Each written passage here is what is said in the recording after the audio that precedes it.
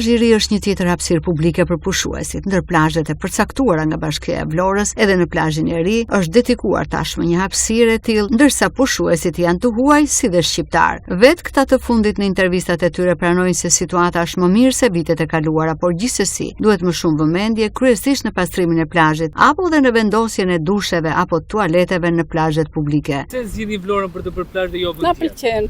Na pëlqen Vlora, është pastër, deti është shumë i mirë. Vini çdo vit këtu? Çdo vit. Vem 20 vjet këtu që vim. Në plazh publik. Si e shikoni për pastërtin? Duhesh vënë më shumë dorë, është në rregull për juve? Po, normal, edhe më shumë dorë të verë më mirë është. Se tash këtu është ajo, po s'ka shumë, nuk ka shumë pastërti, jo. Për njerëzit normalisht pensionistët është duhet plazhi publik, por a duhet bashkia të menduar edhe për çadra dhe? Po të mendoj bashkia, më mirë është. Kemi çadrat e publikut, po ku i kemi se kemi.